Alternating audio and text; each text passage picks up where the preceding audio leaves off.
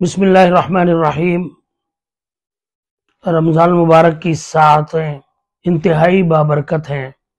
ہر ایک ساتھ میں بے حساب رحمتیں اور مغفرتیں اور برکتیں اللہ کی طرف سے نازل ہو رہی ہیں۔ ان میں کچھ چند کام کرنے کے ایسے ہیں کہ جو عام دنوں میں اس طرح کا عمل کرنے کی بنسبت بہت زیادہ اجر و ثواب کا باعث بنتے ہیں۔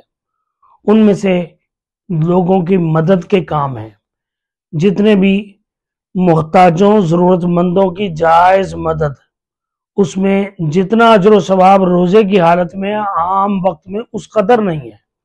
چنانچہ جیسے آپ کوئی بھی صدقہ کرتا ہے، زکوٰۃ ادا کرتا ہے، لوگوں کے لیے نفع کا کوئی بھی کام کرتا ہے، کسی بھی ضرورت مند کی جائز ضرورت محض اللہ کی رضا کے لیے پوری کرتا ہے، اس سب کا اجر بہت زیادہ ہے۔ اس کے علاوہ ایک اور جو اس میں اہم ترین کام ہے وہ روزہ دار کا روزہ افطار کروانا ہے کہ اس کی لالچ کرنی چاہیے۔ اس کے لیے انسان کو موقع تلاش کرتے رہنا چاہیے کہ روزہ داروں کی، اور یہ ضروری نہیں ہے کہ آپ ایک دسترخوان ہی لگائیں، یہ ضروری نہیں ہے۔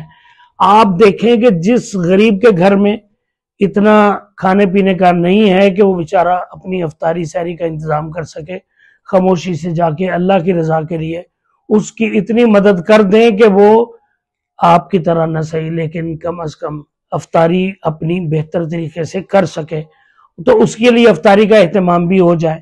ایک تو یہ ہے۔ دوسرا یہ ہے کہ کسی کو اپنے ہاں بلا کے آپ افطاری کرواتے ہیں، اور اسی طرح جہاں لوگ بیٹھے ہیں نماز کے انتظار میں، اس مسجد میں جا کے آپ افطاری کے لیے کوئی بھی ان کا جو مسنون افطاری کی چیزیں ہیں کھانے کی، ان میں کھجوریں ہیں، پانی ہے، ان چیزوں کا، اور اس کے علاوہ ان کے لیے آپ وہ خرچ کر دیتے ہیں، یہ سب اس اجر و ثواب میں شامل ہیں۔ چنانچہ نبی اکرم صلی اللہ علیہ وسلم فرمایا، جو روزہ دار کو اللہ کی رضا کے لیے افطار کرواتا ہے اس کو بھی روزہ دار کے اجر کے برابر اللہ اجر دے دیتا ہے۔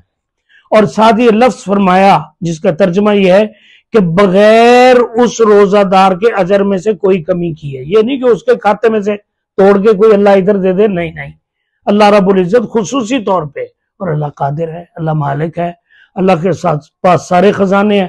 تو روزہ، یہاں تک آپ نے فرمایا کہ اگر وہ خالی لسی ہی دے دیتا ہے، مثال حضور نے جو دی میں اس کا ترجمہ کر رہا ہوں، پانی ہی مہیا کر دیا کہ یہ افطاری کے لیے میری طرف سے اس میں حصہ ہے، تو اسی پہ بے پناہ اجر مل جاتا ہے۔ تو کوشش کرنی چاہیے اس کی بھی کہ روزہ دار کے افطاری کے لیے ہم زیادہ سے زیادہ اپنی شمولیت کر سکیں۔ اور اس میں یہ نہیں ہے، اس میں بعض دفعہ اسراف کی حد تک چلے جاتے ہیں، وہ بھی غلط ہے۔ اسراف میں نہیں پڑھنا، فضول خرچی میں نہیں پڑھنا، جو ضرورت کی چیز ہے وہ ہے۔ اللہ ہم سب کو توفیق دے۔ وآخر دعوانا الحمدللہ۔